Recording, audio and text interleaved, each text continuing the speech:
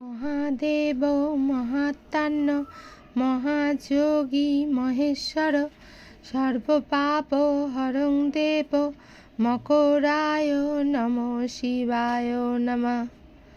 আজ সোমবার, প্রত্যেক সোমবারই আমি শিবের পুজো করে থাকি, তাই আজ ভাবলাম একটু ভিডিও করা যাক।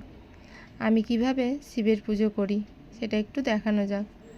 আমি শিবের পুজোতে সবসময় সাদা মিষ্টি ব্যবহার করি আর বাতাসা লাল রঙের ব্যবহার করি। শিবের পুজোতে এই দুটো খুব প্রয়োজনীয়। সাদা মিষ্টিটা শিব খুব পছন্দ করেন। আর পঞ্চামৃত তো বানাবেনই, তার মধ্যে দুধ, দই, চিনি, ঘি আর মধু এইসব দিয়ে একটা পঞ্চামৃত বানিয়ে নেবেন। আর জলটা গঙ্গা জল ইউজ করবেন। গঙ্গা জল হলে খুব ভালো হয় আর কি। প্রদীপ যখন জ্বালবেন অবশ্যই সেটা ঘিয়ের প্রদীপ জ্বালার চেষ্টা করবেন। আর প্রথমে মহাদেবকে একটু ভালো করে ঘি মাখিয়ে নেবেন, তাহলে মহাদেব খুব তুষ্টও হয় আর মহাদেবকে দেখতেও খুব সুন্দর লাগে। মহাদেব বেশ চকচক করে।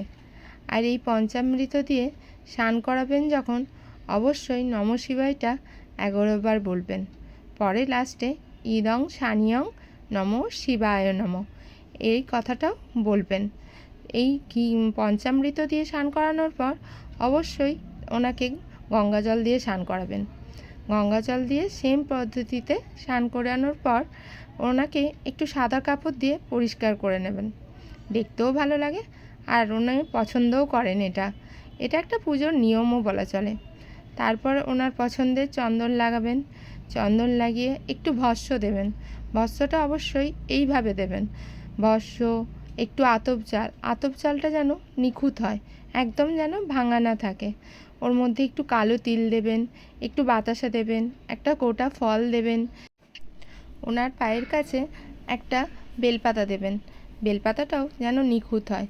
বেলপাতাটার মধ্যে ওই চন্দনটা লাগিয়ে দেবেন। তারপর ওনার সামনে একটা হলুদ ফুল দেবেন। হলুদ ফুলটা ওনার আবার খুব পছন্দের। তারপর যে যেমন পারবেন একটু আকন্দর মালাও দিতে পারেন বা অপরাজিতার মালা দিতে পারেন।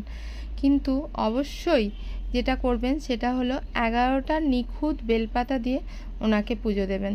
11টা বেলপাতাই কিন্তু উল্টো দিকে দেবেন আর প্রতিটা বেলপাতাতেই একটু করে চন্দন লাগিয়ে দেবেন, তাহলে উনি খুব তুষ্ট হবে। আর প্রত্যেকটা বেলপাতার সাথে একটু চন্দন যেন অবশ্যই থাকে। পারলে একটু মধু বা ঘি এটাও লাগিয়ে দিতে পারেন। আর মনের মতন করে সাজাবেন, দেখবেন উনি খুব তুষ্ট হয়। আর একটা কথা, আকন্দের ফুল যদি পান বা কলকে ফুল বা ধূত্র ফুল, এই ধরনের নানান ফুল আছে। আমরা সবাই জানি, যারা আমরা শিবকে ভালোবাসি, শিবের একটু পুজো করি, তারা সবাই জানি যে উনি কী কী ফুল কী কী ফল ভালোবাসেন। সেই সব ফুল আর ফল দিয়ে পুজো করার চেষ্টা করবেন।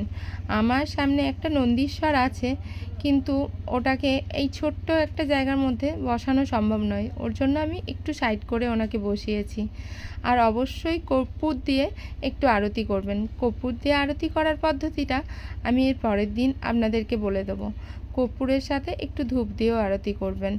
অবশ্যই ভালোভাবে ওনাকে প্রণাম করবেন, প্রণামটাও প্রয়োজনীয়।